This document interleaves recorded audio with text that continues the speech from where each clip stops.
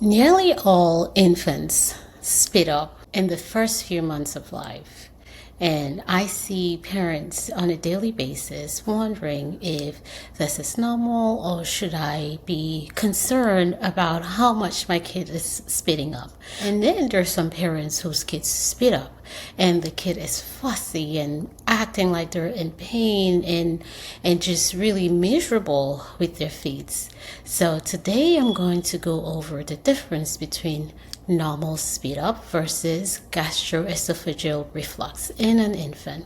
Hi, I'm Dr. Lumfrundi. I'm a pediatrician and founder of Generational Wellbeing. Thank you for joining me today. I am used to talking about picky eating, especially in that toddler phase and older kids. But today we'll talk about feeding your newborn baby, because as a parent, one of the greatest stressors is not being able to really feed and nourish your baby and take care of them, right? It is hard to try to feed your baby and then at the same time they're not taking the foods, or they're stressful, or they're crying, especially around feeding. So today we'll talk about what's normal, what's not normal, and when to look for help. So spitting up, like I said earlier, more than half of babies in the infant stage in the first few months of life will have this spitting up, some more so than others. So what's normal spit up? Normal spit up is that kid who takes a feed, they spit up maybe a lot, maybe a little bit. It's really hard to gauge how much, because sometimes just like you spill water and it goes like covers a huge surface, it could be a little spit up, but just because it's covering huge surfaces, it may seem like a lot. Normal is when your baby is spitting up maybe after feeds. It could be in between feeds at 30 minutes or an hour later, they're still spitting up, but this baby is happy, they're thriving, it doesn't bother them, they're spitting up but still smiling, they're still growing, gaining weight, producing wet diapers, they're still pooping. So this is a happy spitter, as we call it, because they're speeding up. Yes, the biggest challenge is that with this part is that you have to go through multiple clothings and change clothing frequently, or maybe multiple bibs and stuff, where we have an issue because the area around the neck just is constantly moist and then irritated and stuff. So with this kid, it's the kid is growing, they're thriving. We just have to make sure that we're changing frequently and making sure the area of the skin around your neck is taken care of. Now moving on to the other set of kids who are spitting up.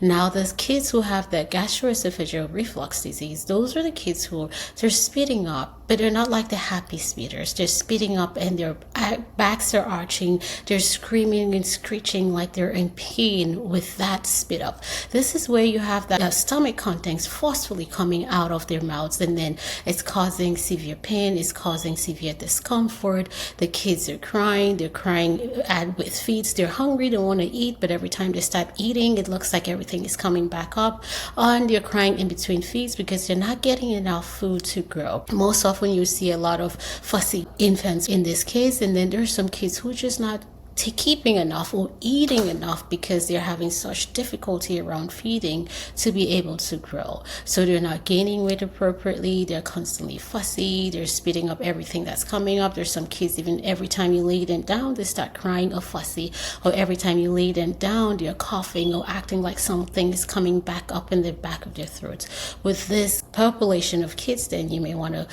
talk to your pediatrician about it, on how to go about helping your babies. But today we'll talk about certain things you can do in the meantime to help your baby grow and thrive.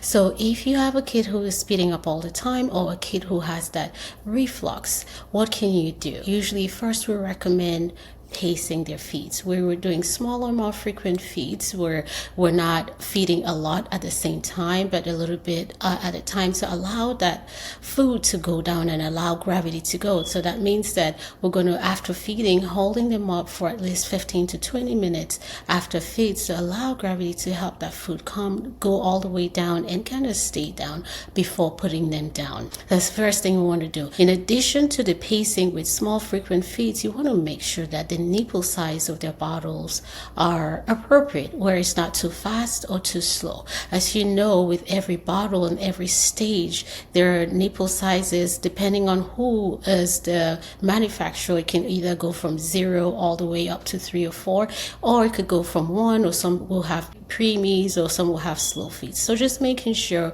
your baby's not gulping too much too fast. If that's the case, you may want to go down a little bit, or you want to also make sure that your baby's not sucking so hard to get the food or the formula out of the bottle. Then you may want to step it up a little bit. So first is spacing by doing small frequent feeds, holding the baby in an upright position after feeding for about 15 to 20 minutes, and then making sure we have the right nipple size. Now, second thing we recommend then is changing the formula. Now, about 50% of the babies who have reflux have a milk protein intolerance, where they just may not be tolerating the milk protein, where every time they eat, it's just not sitting right in their stomachs and stuff. So with those kids, we'll recommend switching out their formula if they're formula fed to a hydrolyzed formula. There's so many brands that will make it. The most common ones are Nutrimogen and Alimentum from Similac. There are other hypoallergenic formulas. So some kids will thrive with a different formula, or if it's a breastfed kids, the mothers who have to go on a dairy-free diet. And I have seen a mother in the past who, once she changed her diet, her kid was thriving and she was full of energy. She said, I did not realize how much energy I could have just from eating the right things. So chances are she had been intolerant too, and she just dealt with it, and that was her normal until she had a baby, and then she saw a new normal by making sure she's eating what's right for her and for her baby. So second, it may be a milk protein intolerance, changing the formula to hydrolyzed, or for breastfed babies, the mother's changing their diet too. And you may want to talk to your pediatrician about it to see what other recommendations or what other things can be done to further evaluate if you're considering that option. And then thirdly, sometimes thickened feeds, in addition to with the formula we're talking about, like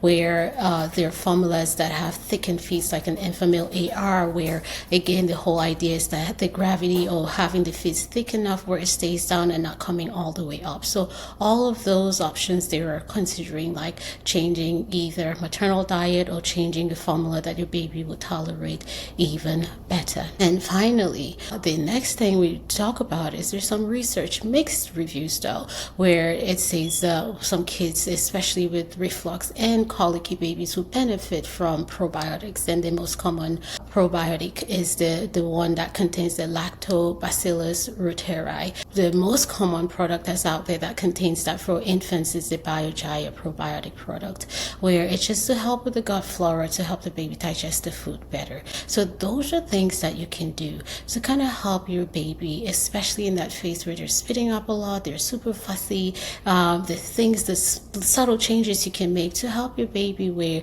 they're not in pain and then they're thriving. And of course, if you've tried all of this and it's not working, your baby seems to be still fussy and stuff, then we can consider medications. At this point, you may want to talk to your child's primary care doctor to go over the different options that are available. Medicine may be a bridge to get through this phase until you figure out what is actually going on. So be sure to talk to your child's primary care.